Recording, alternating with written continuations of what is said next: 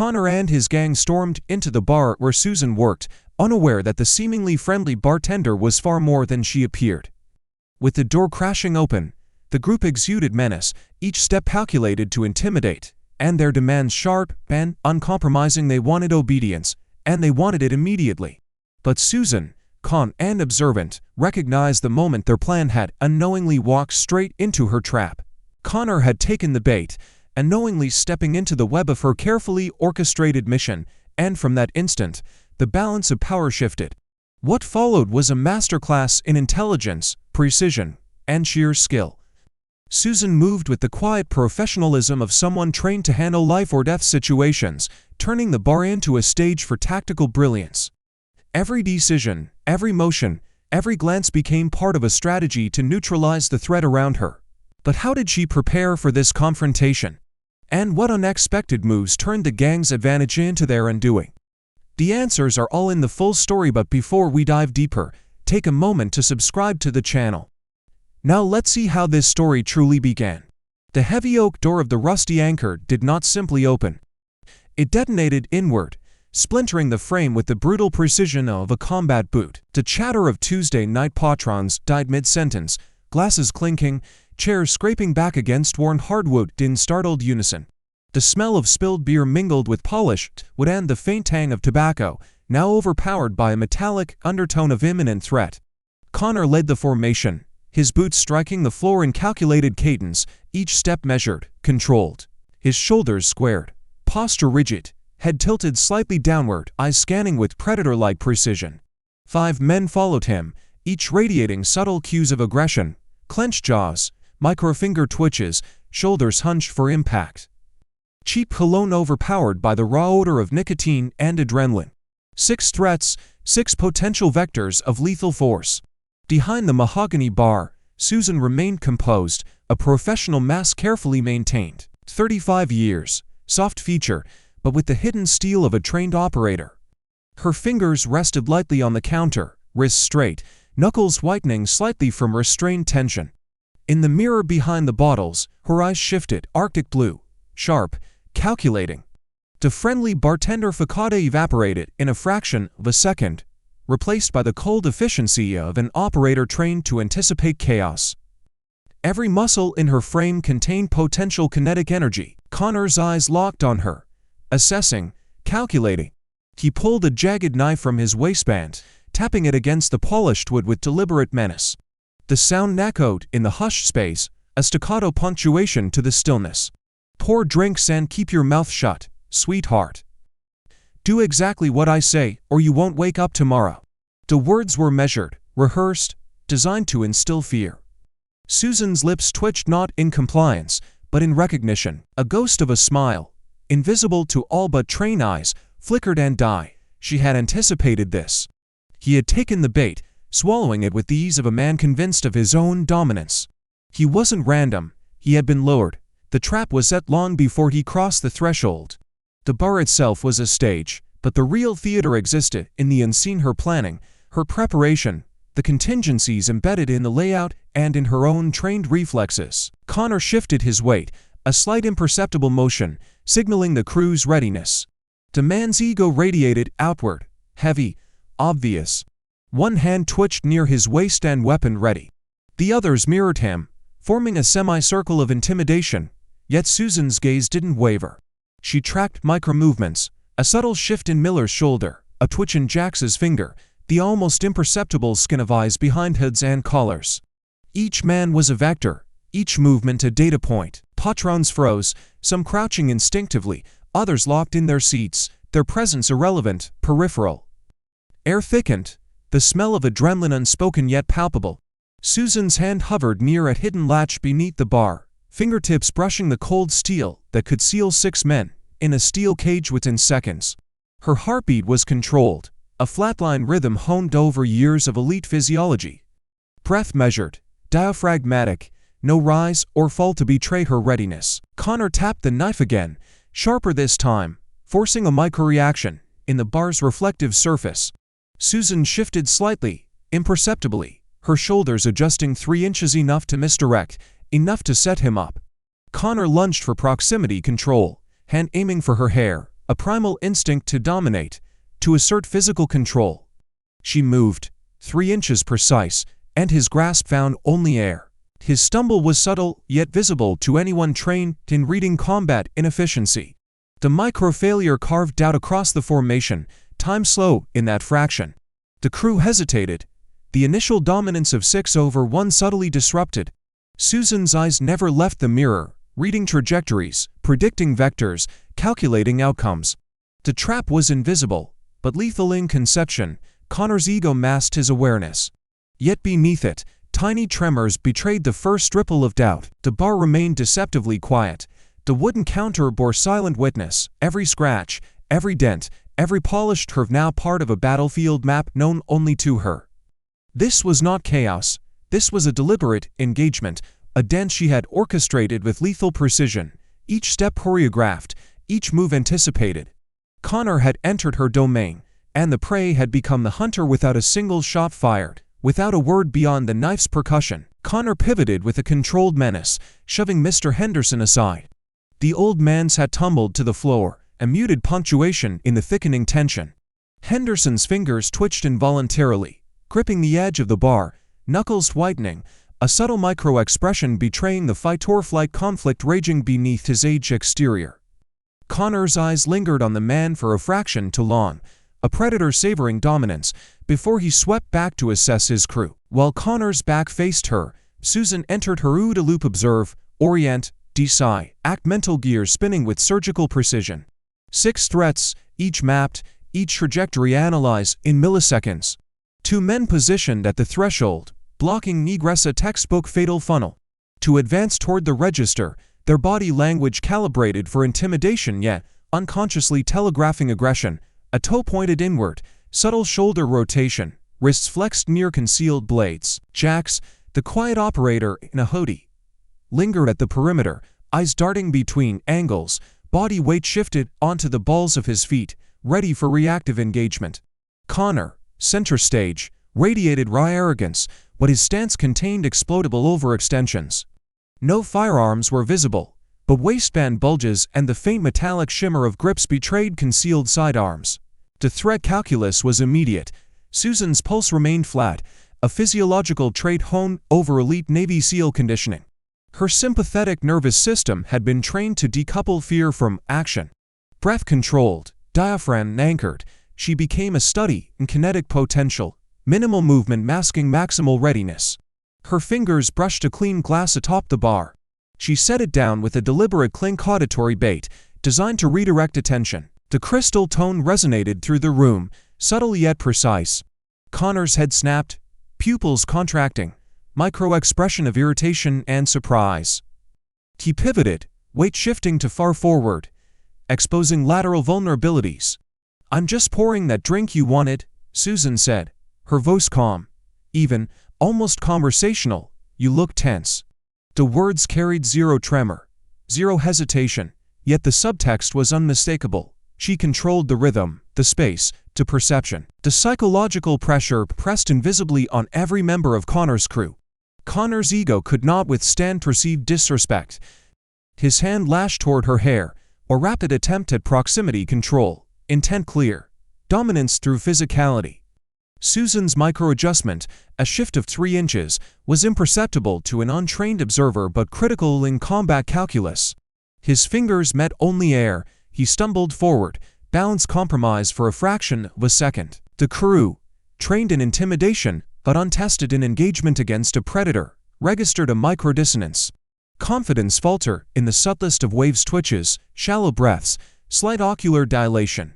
Susan's gaze remained locked on Connor, reading not only intent but micro-tell signs of physiological overcompensation, forehead creases, jaw tightening, transient pulse flicker at the neck. Every movement calculated, minimal, efficient, conserving kinetic energy while maximizing potential for disruption. She was not reacting, she was initiating, guiding the engagement along a trajectory favorable to containment and control.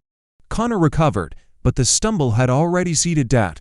His hand flexed involuntarily, fingers curling into a subtle fist as he sought to reclaim dominance. Jax mirrored the tension, shifting weight, shoulder rotating minutely toward cover, while maintaining visual on Susan, The two advancing toward the register faltered, micropauses in footfall betraying their cognitive reevaluation of risk.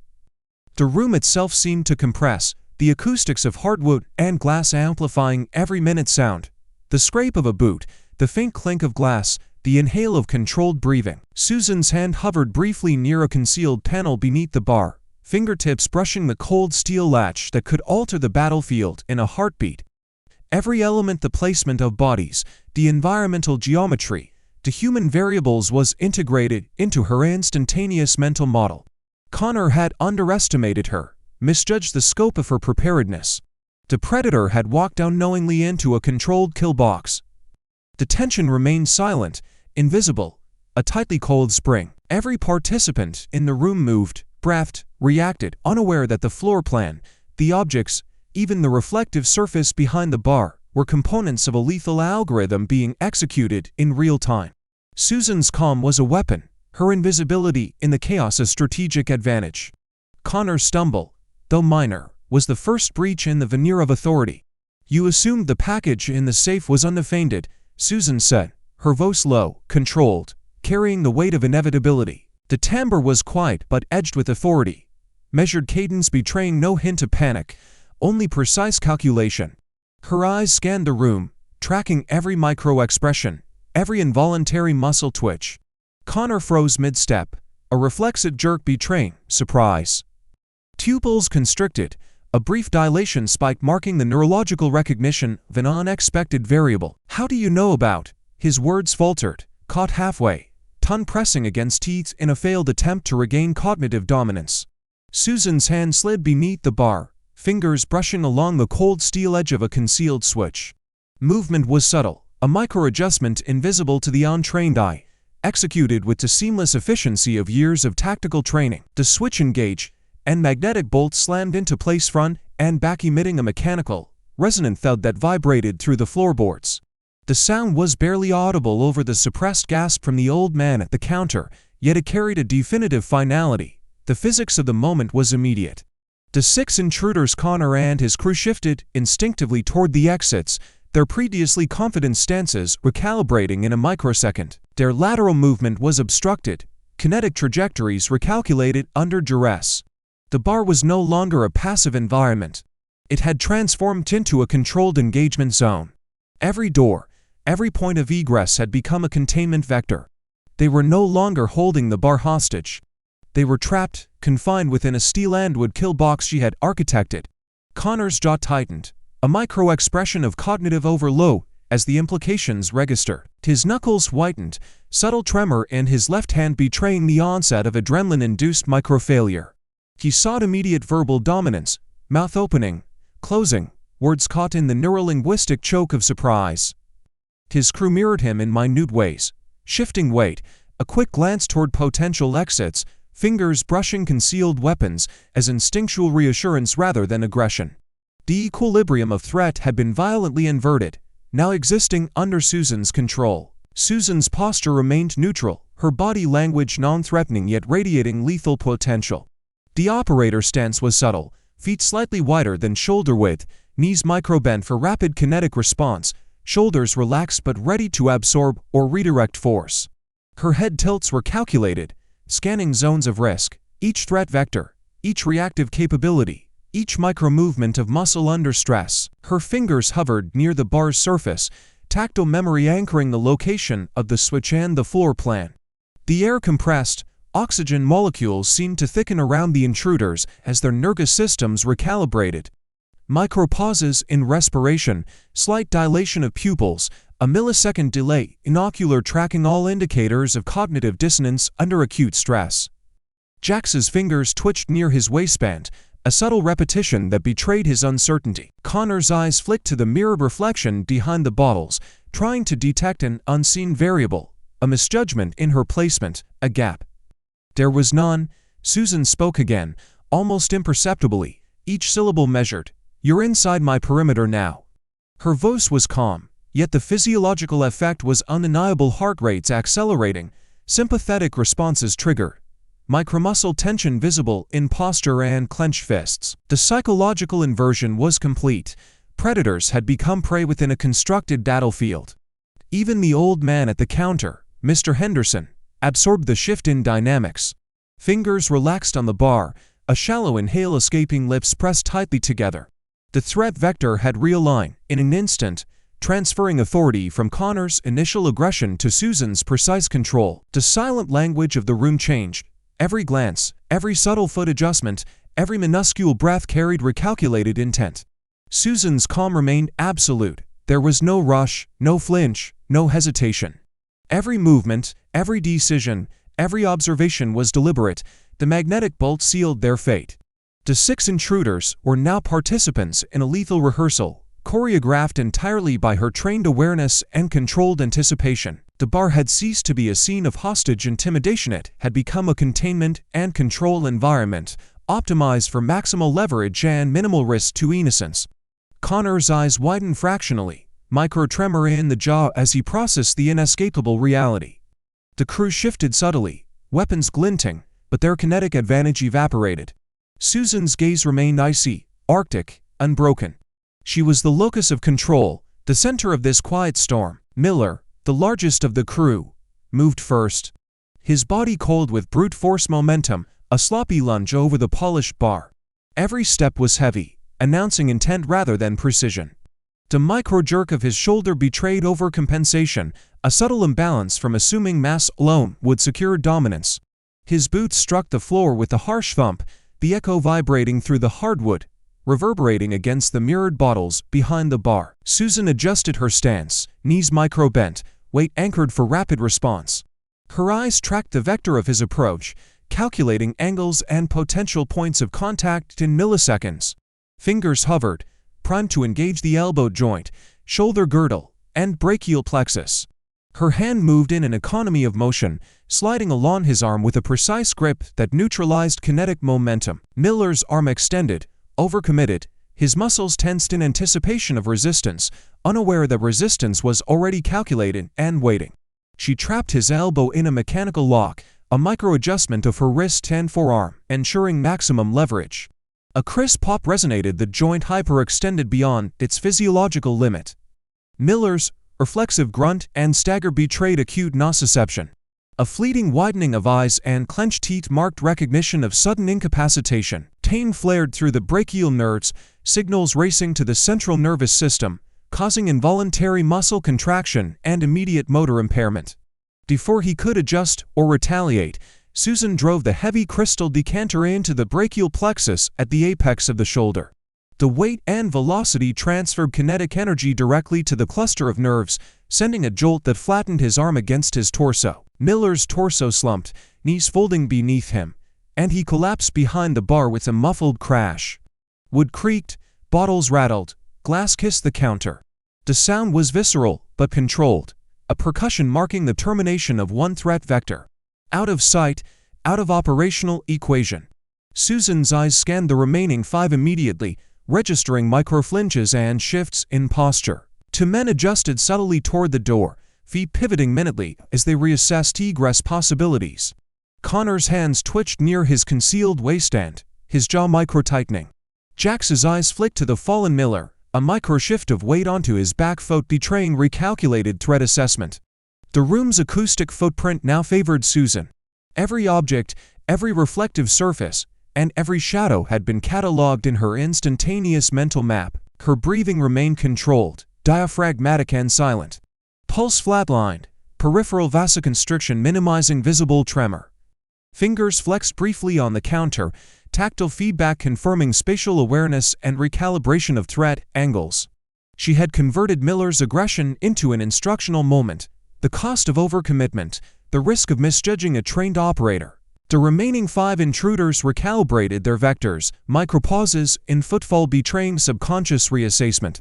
Hands brushed belts and holsters, seeking reassurance rather than offensive advantage.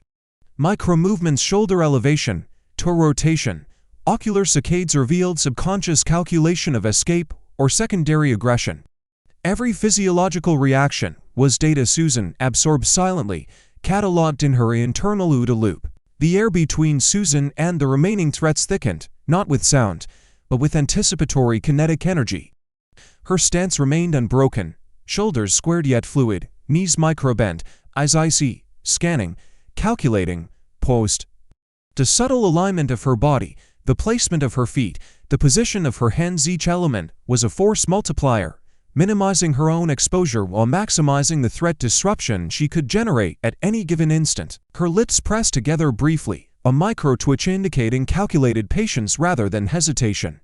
Every micro-expression of the intruders, the flick of a wrist, the tightening of a jaw, the narrowing of pupils was data confirming the effectiveness of her containment strategy. Miller was neutralized, 5 remained, but the vector of threat had already begun to collapse under her silent, methodical control. The remaining 4 intruders reacted simultaneously, hands moving with practiced aggression. 2 fingers tightened on the leather-wrapped handles of combat knives, blades catching the dim light in a reflective glint. The other 2 flexed around the grips of 9mm pistols, slides rattling softly, a micro-vibration transmitting down the arms as they sought optimal firing posture. Micro-adjustments of stance, foot placement, and weight distribution betrayed the subconscious calculation of angles, ranges, and target acquisition. A single shot shattered the mirror behind Susan, crystal fragments scattering in a muted rain across the bar top. The sound was abrupt, metallic, and a spatial indicator, drawing attention to trajectories, yet she remained unflinching. Her body lowered below the bar top with fluid precision, spine flexed, hips rotated to minimize exposure, elbows tucked against her sides. Breathing controlled, diaphragm contracting in deliberate cadence, she anchored herself into a tactical low position, eyes scanning over the top of the counter for micro-opportunities. Every shard of broken glass became an additional visual data point, a reflection for potential angles, a threat map in miniature. Her pulse remained suppressed, flatline rhythm maintained through elite physiological control. She could feel the micro-reactions of the assailants, the tightening of jaws, a brief blink of hesitation, fingers brushing near holsters or knife handles without fully committing. Micro-tells revealed assessment of risk, each subtle hesitation and opening she catalogued instantly. "Connor," she called from cover, her voice calm, deliberate, carrying neither panic nor accusation, only factual authority. "That package isn't drugs, it's the ledger showing your boss is selling you to the feds." Her words landed like a scalpel, cutting through the psychological armor of the intruders.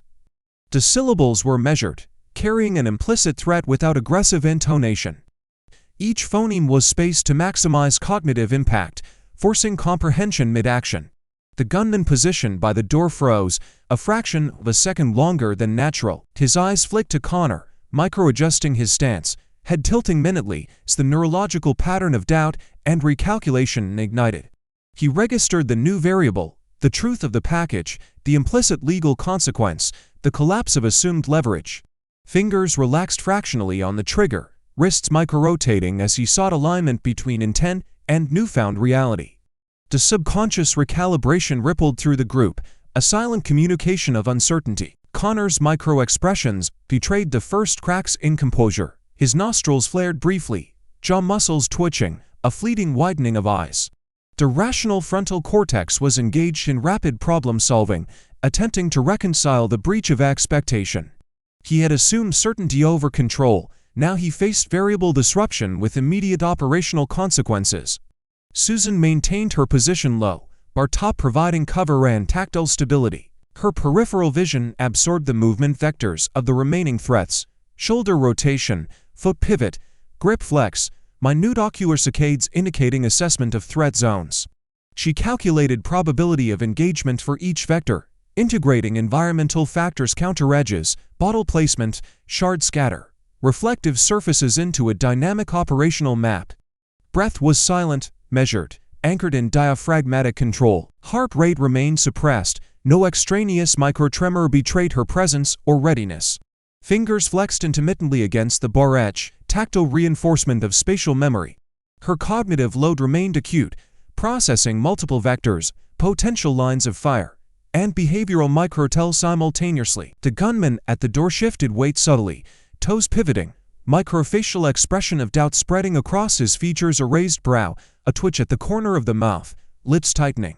The chain reaction of hesitation began to propagate across the remaining crew.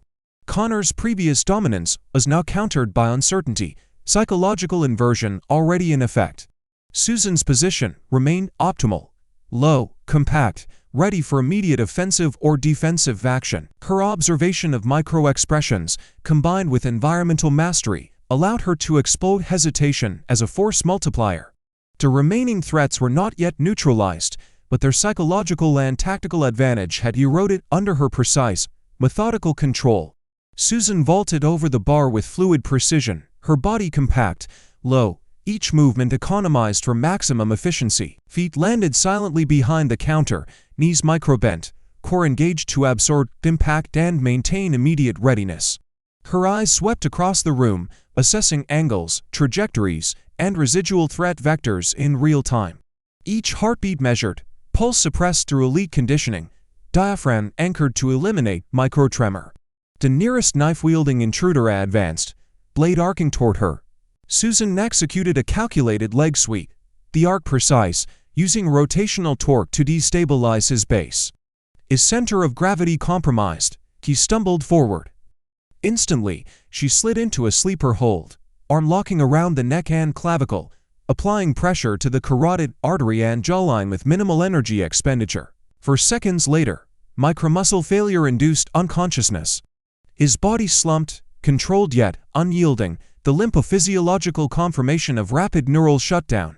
She assessed him briefly, confirming airway integrity, then grabbed his inert frame, using it as a kinetic shield to mask her advance. A glass ashtray was snatched from the bar surface. She calculated trajectory and mass, releasing it with rotational spin toward the first gunman. It struck with precise force against his distal radius, cracking the wrist. The 9mm slid from his grip with a metallic clatter. Micro-expressions flashed across his face. Widened eyes, flared nostrils, a split-second freeze as proprioception recalibrated. Susan advanced, elbow driving into the sternum, knee into the solar plexus. Autonomic reflexes induced a sharp exhalation. The intruder's diaphragm contracted violently. Posture collapsed. 3 left. The second gunman reacted to the sudden collapse, firing wildly in a panic. Each shot missed.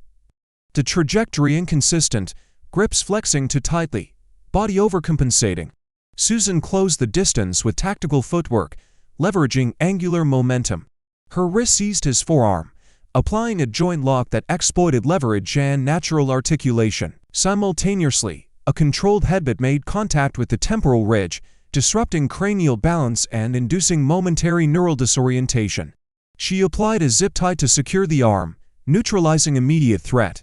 To remained, Connor and Jax, throughout the sequence, Susan's eyes remained acutely aware of microtells, twitching eyelids, flared nostrils, subtle head shifts, micro-adjustments of grip strength. Each visual cue confirmed neurological and muscular stress responses, enabling predictive engagement. Breathing remained slow, controlled, pulse undetectable to observation. Every movement calculated to minimize risk to herself while maximizing incapacitation efficiency. Connor's posture shifted subtly, hand hovering near his waistband, knuckles whitening. His micro-expressions betrayed rapid cognitive recalibration, flared nostrils, jaw twitch, subtle ocular darting between zones of cover. Jax mirrored him, slight shoulder rotation and micro-step backward, an unconscious reassessment of angles and threat vectors. Susan's peripheral vision absorbed every detail, integrating environmental factors, counter edges, reflective surfaces, bottle placement into a dynamic operational map. Susan repositioned behind the unconscious knife wielder, using his body as a shield while advancing toward remaining threats. Her movements were seamless, silent, kinetic energy transmitted through precise alignment of joints, micro-adjustment of stance, and calculated foot placement. Each strike, lock, or throw was executed with biomechanical efficiency, minimizing energy expenditure and maximizing incapacitation potential. The room's dynamics had shifted entirely. Predators had become reactive, the initiative fully controlled by her. Micro-pauses in respiration, fractional head tilts, subtle shifts in grit, and ocular saccades of the remaining 2 intruders indicated mounting cognitive overload and imminent compromise of operational intent. The tactical advantage lay decisively with Susan, and she methodically closed the gap posed to neutralize Connor and Jax with the same precision applied to their predecessors. Connor and Jax retreated in small, involuntary increments until their backs met the dartboard, cork flaking softly under contact. Connor's breathing shortened, nostrils flaring, a fine tremor visible along his jawline as his eyes darted between Susan's hands and the locked exits. Jax mirrored him half a step behind, shoulders hunched, pistol raised but no longer aligned with conviction. His trigger finger flexed, then eased, then flexed again, neuromuscular indecision written in micro-movements he couldn't suppress. Susan rose from her low stance with deliberate slowness, vertebra by vertebra, keeping her center of gravity stable. Her shoulders settled, spine aligned, breath drawn deep, band released through the nose, controlled and silent. No wasted motion, no visible adrenaline spike. Her eyes never left Connor and Jax, but her peripheral awareness expanded, mapping the room without turning her head. "It's over." The words were not raised. They didn't need to be. They carried the finality of an operational debrief, not a threat. Connor's lips parted as if to respond, but no sound came. His pupils dilated, then constricted, cognitive dissonance setting in as the situation slipped irreversibly out of his control. Behind Susan, a subtle shift disturbed the air. Wood scraped softly against wood, a chair leg moved. A breath caught mid-inhale. Mr. Henderson stood. His hands shook violently despite the locked elbows, both wrapped around the grip of a snub-nosed .38 revolver. The muzzle wavered, then steadied, aligning with the center mass of Susan's back. His eyes glistened, unfocused, pupils blown wide. A tear traced the deep creases in his face, cutting through years of restraint and quiet endurance. His breathing stuttered, diaphragm spasming as he fought to keep the weapon raised. "I'm sorry, Susan." His voice fractured on her name. "They have my granddaughter, Emily," they said. The sentence collapsed under its own weight. His finger hovered just outside the trigger guard, flexing in a reflexive rhythm driven by panic rather than intent. The revolver trembled, barrel dipping and rising by millimeters as his forearms fatigued. Susan didn't turn. Her shoulders remained relaxed, spine neutral. Only her breathing changed, slowing further, deeper, grounding. A faint tightening appeared at the corner of her eyes, not fear, but calculation. She registered the acoustic signature of Henderson's voice, the tremor, the respiratory pattern, the telltale signs of sympathetic overload. She adjusted her stance imperceptibly, redistributing weight to prepare for multiple contingencies without signaling intent. Connor saw the gun and froze, then his face transformed, hope ignited, crude and desperate. His mouth split into a grin that didn't reach his eyes, teeth bared, saliva glinting at the corner of his lips. "Shoot her, old man," he shouted, voice cracking upward, urgency bleeding through the bravado. "Do it, or your girl's dead." His hands clenched into fists, tendons standing out white against the skin, as if willing the shot to happen through sheer force of desire. Jax lifted his pistol again. The movement was slower this time, less certain. His elbows flared slightly, alignment off by a few critical degrees. His eyes flicked from Susan's back to Henderson's trembling hands, then back to Susan's shoulders. His breathing was audible now, short, shallow pulls that betrayed his fading control. The muzzle wavered. He swallowed hard, Adam's apple bobbing as doubt crept in where obedience used to live. Susan remained motionless. She could feel the weight of the moment pressing in from all sides, the gun behind her, the two threats ahead, the civilians frozen at the edges of her awareness. Her jaw set subtly, molars touching, not defiance, resolve. The room held its breath. Every muscle, every nerve, every human variable balanced on a narrowing edge, waiting for the next decision to collapse the equation. Susan's voice remained low, steady, and controlled, each word measured, carrying absolute clarity. Her eyes locked onto Mr. Henderson, reading the micro-flickers of emotion dancing across his face, the shallow inhalations, the micro-twitch at the corner of his mouth, the tightening of his jaw as adrenaline surged through aged muscles. "Mr. Henderson, look at me. My team hit the stash house 12 minutes ago. Emily is safe. CPS tests her right now." Each syllable was a calculated insertion into his sensory field, designed to disarm fear with factual authority, to replace threat with controlled relief. The old man's fingers trembled along the grip of the revolver. Micromuscle spasms traced through his forearms. Veins became faintly prominent under pallid skin. The gun wavered minutely, its axis dipping just enough to reflect the sudden shift in cognitive processing. Tears traced the deep furrows of his face, unstopped, unbidden, as the emotional and physiological load combine. His pupils dilated and contracted in rapid microcycles, heart rate spiking, hands shaking slightly as he recalibrated intent against new information. Connor, reading the scene through the lens of desperation, let hope override caution. His micro-expressions widen eyes, flared nostrils, twitching jaw revealed the sudden breakdown of composure. "Shoot her, old man," he bellowed again, voice cracking with raw urgency. Then, without warning, he lunged, muscles coaling explosively, arms reaching for the revolver with calculated speed. Foot placement shifted, weight transferred onto forefoot, hips rotated to generate linear momentum. Every aspect of his movement trained, deliberate, yet blind to the trap Susan had set. Susan's reflexes, honed through years of elite training, engaged without hesitation. She intercepted Connor midair with a calculated tackle, using his forward momentum against him. Their bodies collided with the tablewood groaning under impact, splintering slightly at the edges. Chaos erupted in a raw, visceral flurry. Connor's hands lashed, fingers clawed, teeth gnawed at exposed skin. His efforts violent but uncoordinated, overpowered by precise technique. Susan absorbed strikes through alignment of spine and core, countered torque with rotational pivots, and engaged leverage points in his joints. She seized the opportunity to hyperextend his shoulder, applying controlled pressure until the acute pain elicited a screamo, reflexive signal of nociceptive overload. Connor's muscles spasmed. His body attempted compensation, but the operator's lock had already bypassed voluntary control. With a swift reversal, she flipped him onto the floor, wrists immobilized with zip ties.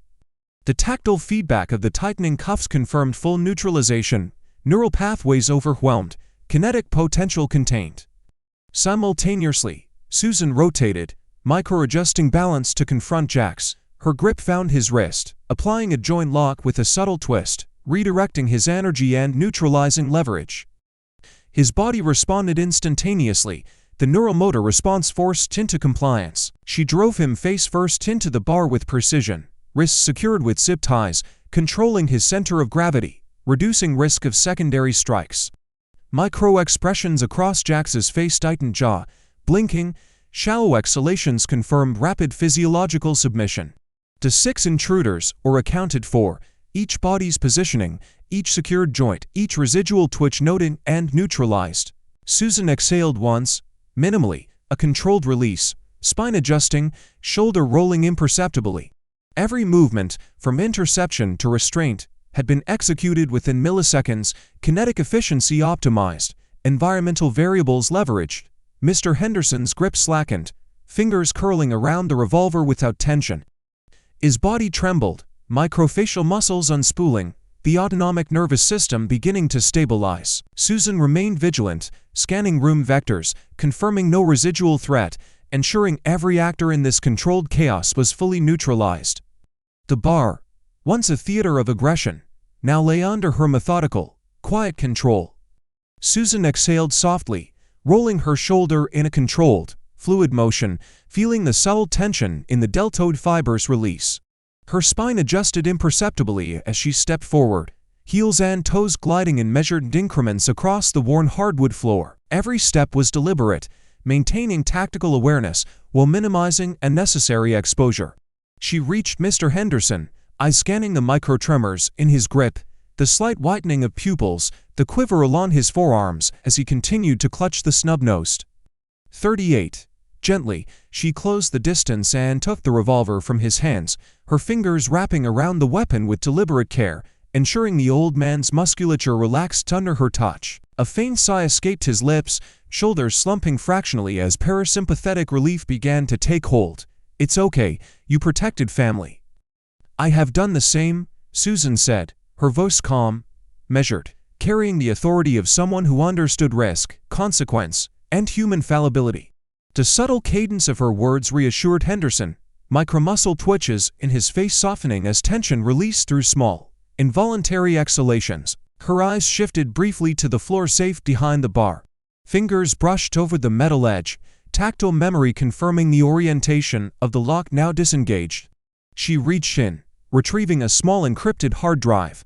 Its weight was negligible, but the symbolic power immense. She held it aloft, wrists neutral, eyes scanning the room for residual threats. The red indicator light on the bulletproof security camera in the corner reflected faintly against the polished surface of the drive, a silent witness to the operation. Connor, still sprawled near the bar, spat a mixture of blood and grit across the floor. "That's it?" His tone was disbelief edged with rage, jaw flexing, microfacial muscles contracting in irritation. Veins flickered along his temple. A subtle tremor in his left hand betrayed neurological overstimulation from both pain and fear. Susan's lips curled into a cold, controlled smile, corners tight. The emotion was precise, intimidation masked as detachment. "It's empty. We just needed you on camera admitting the cartel link, the kidnapping, and intent to kill." Each word was articulated with surgical clarity, syllables spaced to maximize cognitive impact, to ensure understanding without raising pitch or volume. Her finger extended toward the corner of the room. The camera's red light burned steadily, a tiny point of evidence ensuring every act had been captured. Its placement, bulletproof casing, and unobstructed line of sight had been a calculated variable from the onset, guaranteeing admissible, undeniable proof. The door buzzer rang sharply, slicing through the residual quiet of the bar. Susan's hand moved with deliberate precision, pressing the release switch with her thumb, feeling the micro-click under her skin as the magnetic lock disengaged. The door swung open, and a woman entered, the posture, gait, and tailored suit projecting authority, experience, and procedural command. Assistant U.S. Attorney, eyes sweeping the scene with professional assessment. "Got everything?" the counselor asked, voice crisp, clipped, reviewing the environment with both legal and operational acuity. "Crystal clear audio and video, counselor," Susan replied. Her voice was calm, factual, but carried the implicit weight of operational success. Micro-adjustments of her stance, feet shoulder width, weight balanced, spine neutral reflected readiness even after completion, a residual pattern from years of kinetic training. Her eyes scanned the room one last time, noting the secured intruders, the hard surfaces, the broken mirror, and the displaced glass fragments. Every detail filed for operational memory, future assessment, and post-action review. The room had transformed, from threat-saturated chaos to controlled evidence chamber. Every actor, every piece of hardware, every micro-expression of compliance and submission accounted for. Susan exhaled, a silent acknowledgement of the mission's success, her shoulder rolling once more to release the last subtle tension, eyes flicking briefly toward Mr. Henderson, who finally allowed himself a shuddering exhale of relief. Outside, the wail of sirens split the night air, rolling through the narrow streets like a mechanical tie. Flashing blue and red strobes reflected off the windows, dancing across the worn hardwood of the rusty anchor, illuminating shards of broken glass, overturned stools, and the faint haze of adrenaline that still clung to the room. Police officers moved with precision, hauling 6 groaning, zip-tied gang members through the doorway. Each step transmitted a controlled kinetic rhythm, hands gripping restraints, eyes scanning for residual threats. Connor's eyes refused to meet Susan's, flaring with a mixture of defeat and latent rage, micro-expressions of disbelief flickering across his features as he was dragged past, jaw tight, nostrils flaring with shallow, suppressed breaths. Susan remained behind the bar, her posture controlled, spine neutral, shoulders micro-rolled to release the last of the kinetic tension from the fight. She reached for a clean cloth, wiping blood from the polished oak with deliberate strokes, tracking each smear, each drop with tactile precision. Every movement was methodical, minimizing unnecessary motion, grounding herself in operational closure. She poured a glass of water, the ice clinking softly against the sides. Placing it in front of Mr. Henderson, she observed the micro-twitches of his fingers as they curled slightly around the glass. The trembling was physiological, a mixture of relief, residual adrenaline, and the weight of responsibility finally loosening. He leaned forward slightly, voice hushed, almost lost beneath the hum of distant sirens. "Why risk all this for an old neighborhood pup?" His words carried decades of unspoken history, micro-pauses between syllables revealing internal calculations of moral cost versus practical gain. Susan's hand moved reflexively, fingertips brushing the edge of a photo tucked behind the broken mirror. The image was faded, edges curled, depicting a younger version of herself with a man whose face bore the soft lines of fatherhood. He had been killed by lone shark muscle years ago, detail hidden in plain sight, a formative vector for her operational ethics. She traced the photograph lightly, thumb brushing the surface in a tactile acknowledgement of legacy and justice. Her eyes lifted, meeting Henderson's for a brief instant, micromuscle relaxation indicating controlled empathy. Because somebody has to remind bullies the food chain has more than one level. The words were quiet, almost conversational, yet each syllable carried the weight of experience, training, and hard-earned authority. Her lips tightened fractionally, a micro-expression of resolve, her jaw muscles flexing subtly as she anchored the verbal message with nonverbal certainty. Reaching for the small gold Navy SEAL trident tucked discreetly inside her belt loop, Susan unclipped it with deliberate care.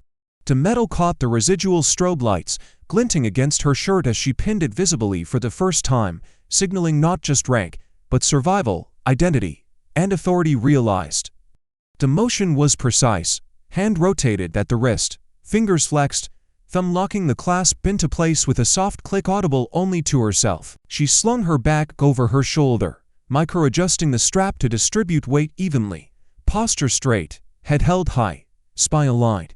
Each step toward the door was measured, silent, controlled, reflecting residual training even after high-intensity engagement.